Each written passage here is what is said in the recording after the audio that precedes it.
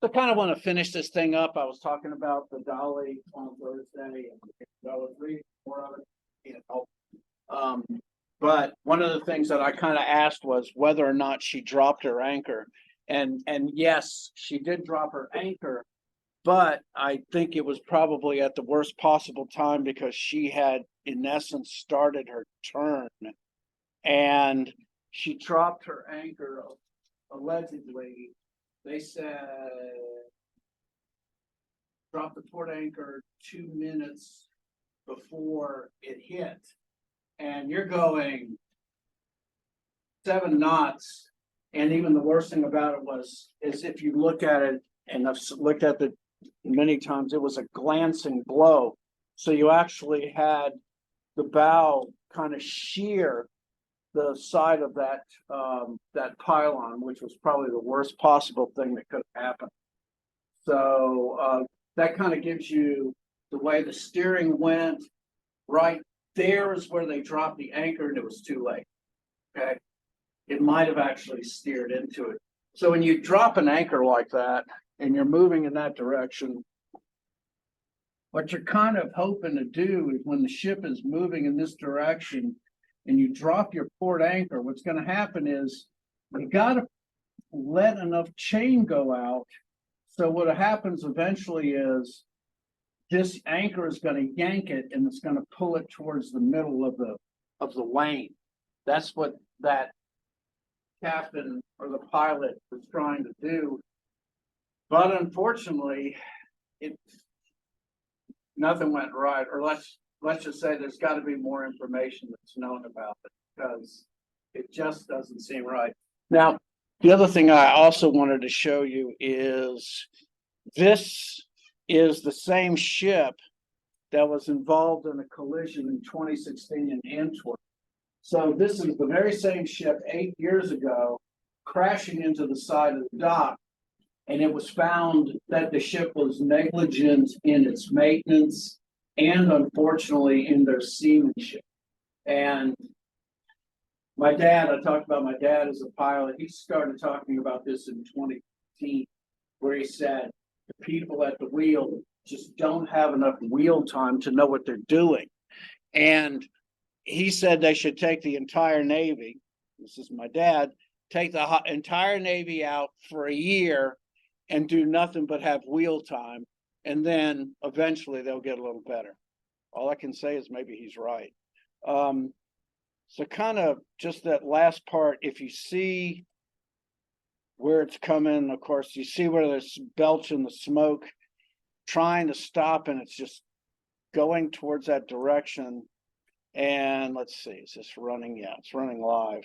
Now, the one thing is 2.5 minutes before they struck the bridge, they did an all clear, and the entire bridge had all the traffic stop on both sides of the bridge before the collapse, which thank God saved more lives. I want to get right to this and see it was right along the side. Worst possible thing. It's what happened with the Titanic. Okay. So I'll just wrap this up and say we'll probably find incompetence probably listed in there somewhere. Hard thing to happen, difficult, and unnecessary. Okay, so we finished talking on Tuesday. We were talking about wholesaling, talking about it is the epitome of service. That's what makes wholesaling such a powerful entity, and also that wholesaling tends to be geographic. I talked about on Tuesday, Moody Price, master distributors that act as, in essence, franchise operators to the specialties that they work in, that wholesalers take manufacturers' generic goods and pattern them into particular industries, and that, in essence, the essence of wholesaling is service. And so that's kind of the first part that we talked about wholesaling. So what are wholesaling strategies? So the thing about wholesaling in a general way is it is largely invisible to the buyers and to the sellers. And yet wholesaling has three great challenges. And yes, this is a test question, an essay. There are three great challenges in wholesale. The first is to do the job right, correctly, with no errors. The second is to do it with maximum service.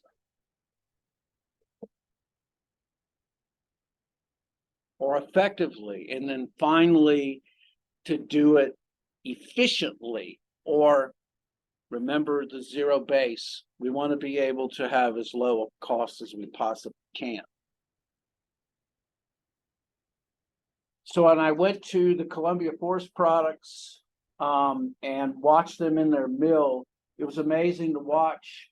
And we're talking about an order that comes for let's say 1,000 pieces of a particular lumber. I watched how that walked all the way through their system. They used Toyota's Kanban system. It was brilliant. It worked great. And this is an example of how you do a job correctly, you do a job effectively, and do a job efficiently. So one of the things I talked about, and it is important to note again, and this will come up in some question one way or another, is that wholesaling of the last 2 decades has gone through a wave of consolidation. You could almost say since time began, if you wanted to, but we're not going to go that. Wholesaling has had a wave of consolidation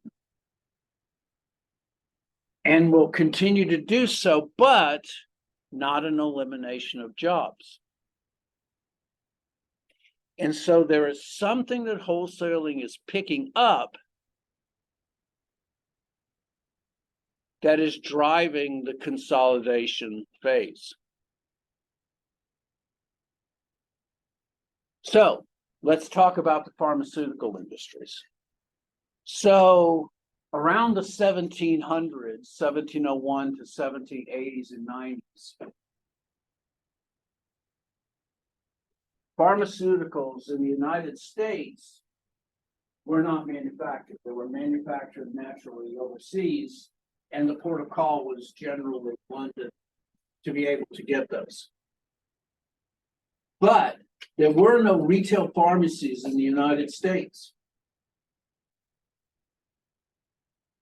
And so how they would have pharmaceuticals in the US is that a team of doctors would get together, they would pool all of their money, they would send one individual across the sea, which was usually a 60 to 90-day trip. That individual will become the independent buyer for all of those pharmacies. And then they would come back to the United States and distribute the pharmaceuticals to their fellow doctors. And that's how it ran.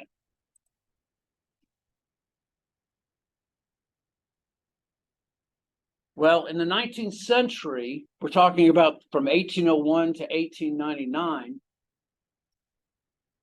you started to see pharmacies in the United States. And they started doing things like experimentations with new drugs. We started to have a major industrial revolution. And this is actually at the time, if you can believe this, when we started to have surgeries where they used anesthesia.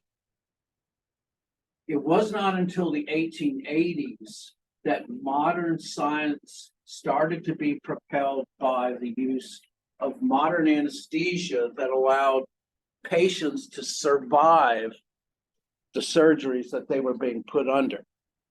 You started seeing all sorts of things like laudanum. You started to see cocaine come through. You started to see opium, but you also started to see those things started to be refined as well. Now, along with the pharmacies, also there started to be products that were also with them as well. You started to see beauty products. You started to see healthcare in all its varieties start happening in pharmacies. And interestingly enough, you had at the same time them carrying sugar soft drinks, okay? So start to see the evolution of the wholesale drug trade. Because the initial setup was from local doctors buying those goods in Europe, we saw many, many, many small clusters start to industrialize. You started to see the large city areas in the United States, New York, Chicago, all of those as gathering places. And what happened is that you started to see territories started to bump into each other. And so you started to have competition in the wholesale industry. However, by the mid-20th century, larger wholesalers started to become regional in nature and even national. They expanded their product lines into health and beauty aids. And so now you have both over the counter, off the shelf, and then you have prescription medications as well. Well, from 1978 to 96, the number of drugs wholesalers went from 147 down to 3. And at the end, there are 6, and I think there are now 5 that account for over 80% of the national market.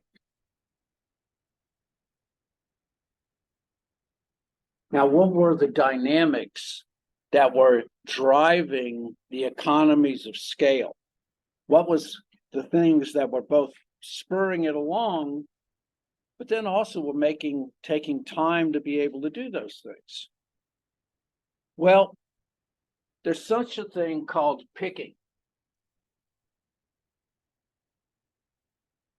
Okay.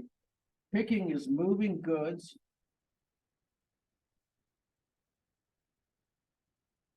from inventory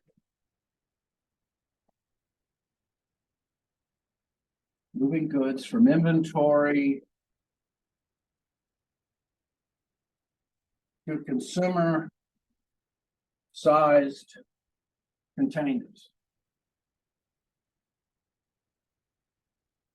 So the pharmaceutical industry was one of the most intensive picking industries that there was. You can even look in the modern pharmacy, go to Walgreens, go to CVS, and if you have to spend time in line, which I'm sure you will, just look at the enormous amount of physical labor that goes from just that amount of picking. Well, in the pharmaceutical industry, you had all of that and even more, okay? You also had shelf days that you had to be very careful about because many of the pharmaceuticals had a shelf life. They had to be constantly updated. Well, picking is the number one thing that held back the economies of scale because it took somewhere in the 90s for there to be automated picking machines for pharmaceuticals. And that's what started to spur this along. Once you got past the picking process, then the automation started taking over for itself. The automation made it more efficient for one location to do all of that work versus multiple locations to do that. And so what are the modern functions of the average wholesaler? Wholesalers gather, they process and use information about their buyers and suppliers to facilitate transactions.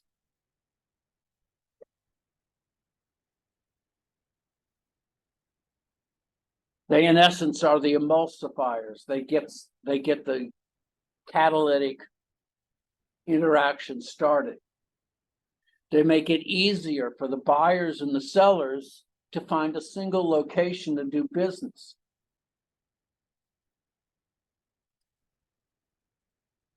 And with one single location as a central point, you create the true economies of scale.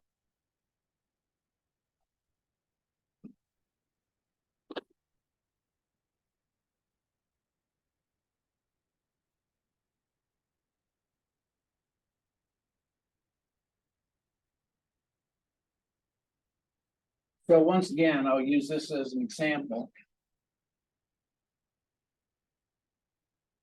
Okay. So mom and pop stores. Mom and pop stores and the four sins: tobacco, liquor, candy, and oh gosh, soft drinks. Okay. Each one of these little convenience stores by itself, quite simply, cannot raise the capital to go directly to corporations such as Mars or Coca-Cola and buy in the sizes that they ask. But a wholesaler in the middle,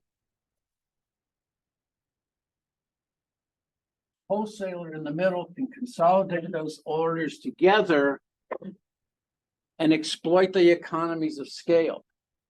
Plus, they have the ability to absorb risk. Because quite simply, the mom and pops cannot invest everything that money that they have to try to be able to get all the goods that they need. And then finally, for many business to business buyers, they also do things like traditional manufacturing. So when I was working at Omni Computer Store in Lafayette, Louisiana, this was when Hewlett Packard and my company got to loggerheads with each other and decided we need to find another way to sell computers. So this is when we decided to create, or Omni Computer decided to create their own version of the PC. They called it the Cajun PC. You can still look it up, believe it or not. Okay. So what we had was we had a wholesaler in Houston who did something for us called kitting. Kitting, K-I-T-T-I-N-G, kitting. And what kitting is where you would assemble to order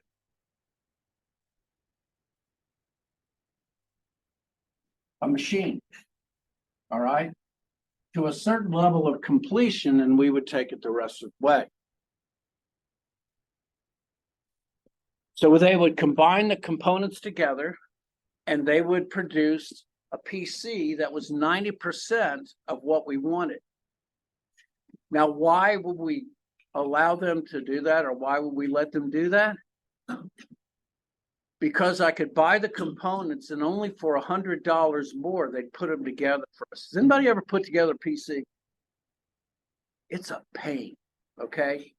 I'm telling you, if you don't know what you're doing, you can short up against the motherboard and the case itself, and you can spend hours trying to find which one of the chips that you put in was the problem. Well, they would do it for us for $100. I mean, why would we do that? If you go, I'll show you the one that I have. But anyway, this ability to basically do what a manufacturer does, transform the goods that we have, once again, is the essence of what wholesaling is, and it's service.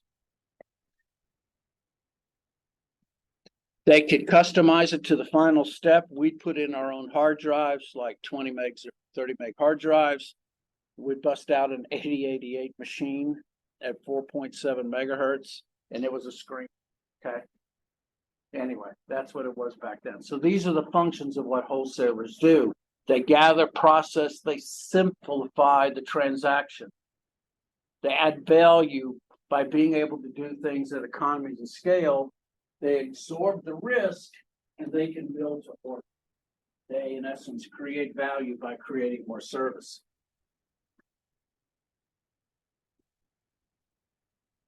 So we're going to go back, and we're going to talk about consolidation. So if I'm a manufacturer and I'm looking at this consolidation phase going on to me,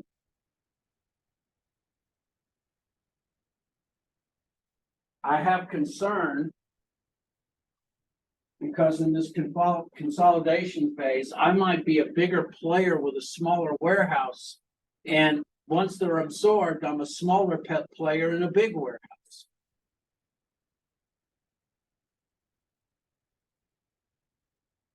And the pressure to consolidate is always downward because it makes it more efficient.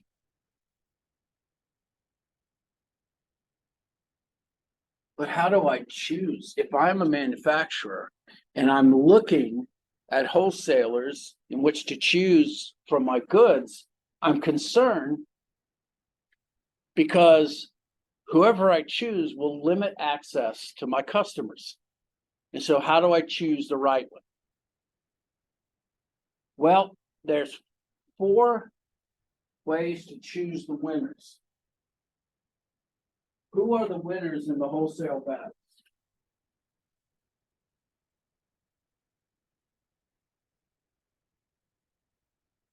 There are those companies whose first position always is to acquire. That's how Disney got to it there. Okay. They are a catalyst firm. They trigger consolidation by making it their primary goal to acquire. Okay.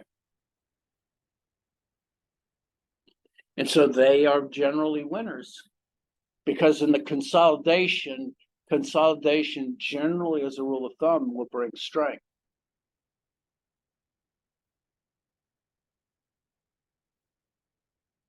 I could wait. I could wait a while and look for the wholesalers that enter late.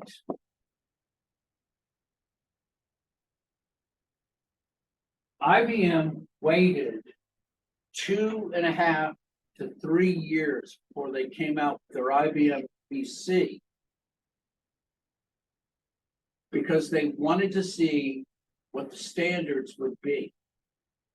And then they actually created their own. And in a brilliant move, they published the standards so that third parties could make pieces that could fit on an IBM PC system. It was amazing, all right? And in being a late entry, they in essence won the game. So where, oh gosh, what was it? The Apple II sold a total of 800,000 machines in its production lifetime. IBM sold 40 million PCs within the space of 18 months. And so sometimes the late entry, after consolidation has happened and after people have beat up each other, may be the better idea. I can look for the extreme specialists who have a pretty good eye of what's going to happen when we're coming out of this wave of consolidation. And are very likely to prevail.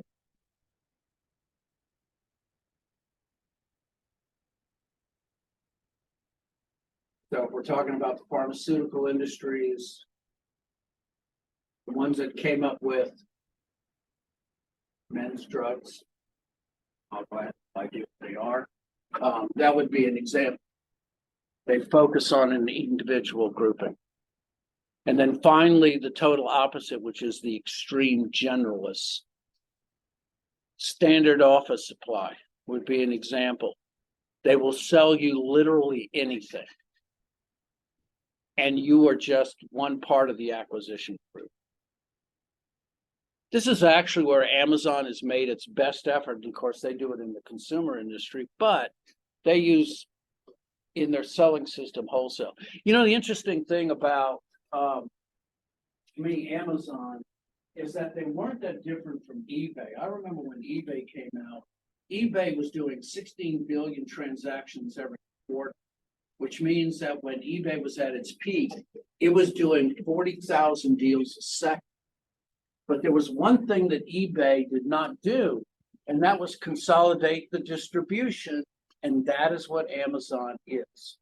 It is eBay with distribution. And if you ever wonder about channels, that's a good way to not wander anymore.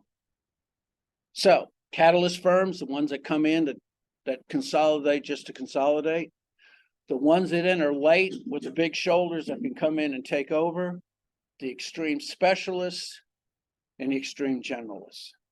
And this is how you go about choosing the wholesaler. But what if that is not successful? Well, the manufacturers can look at their particular goods in the form of fragmentation. And what I mean by fragmentation is you can look at a specific industry and a very narrow one and sell to that industry.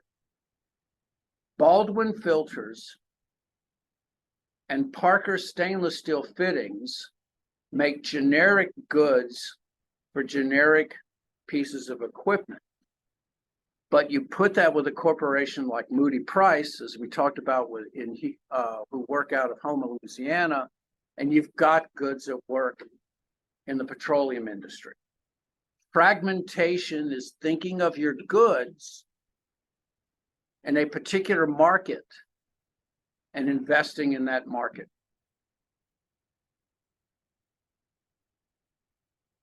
Well, you can decide to heck with that. I'm just going to vertically integrate, take over everything. An example of this was name of the freezer maker. Anyway, there was a freezer manufacturer in the United States who was making all of the freezers for convenience stores. Might have been Rheem. And decided that they no longer wanted to sell them. And what they did was they started renting. So it meant that you had a monthly maintenance contract instead of buying, bless you, these big coolers. So they, in essence, vertically integrated, and now they're enormously successful. And then finally, what you can do is invest in your brand name, increase your own attractiveness. And this is where you try to invest in your brand image, try to expand in that direction.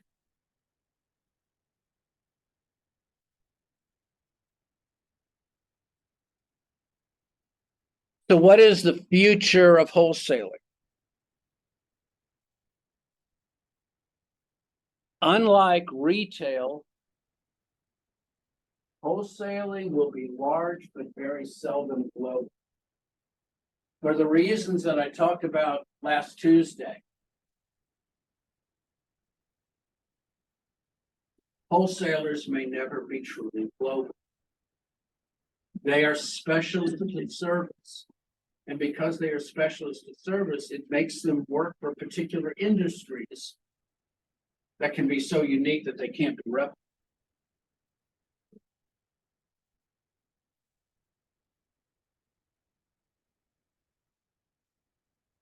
And as a matter of fact,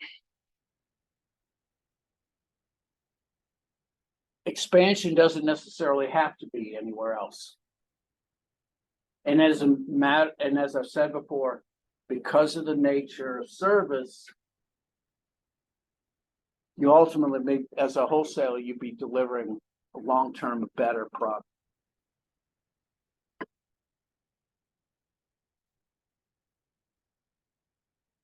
So,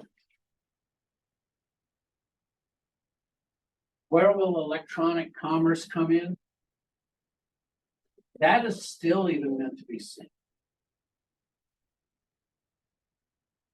Because one of the concerns is that e-commerce is just basically going to take away the service element that goes on in wholesaling, and I don't think so.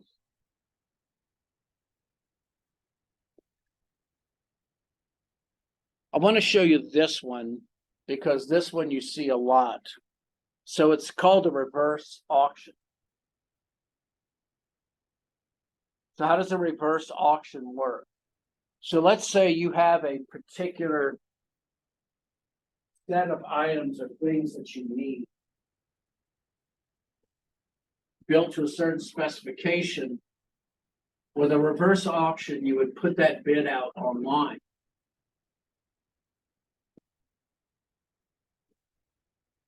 And so what would happen is that you would start on the highest fee, perhaps $10, 10,000.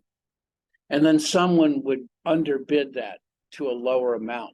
Has anybody ever seen Shipping Wars on television? Okay, Shipping Wars is exactly a reverse auction.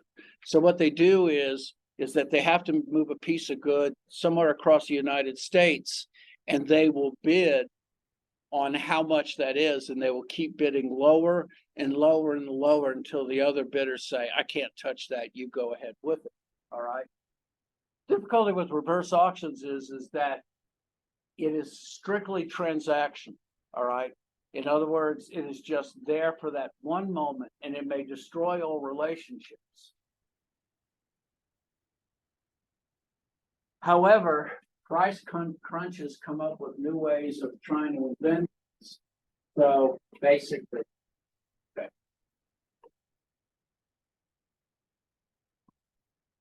So one last thing before I finish up on this chapter. Much of what is driven in warehousing is activity-based costing and then fee-for-service models. All right. So what that means basically is that whenever anything is performed inside of a warehouse, it is basically charged by the activities that you need to support them. And so whether you need to ship directly to a dock or whether to a location, activity-based costing means that each one of those particular activities that are designed to bring that good to you is charged a fee.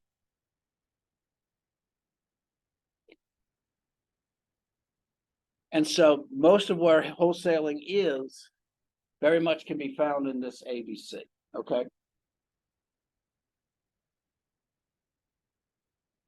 All right, and we're finished with wholesaling. We will come back on Thursday, and we're going to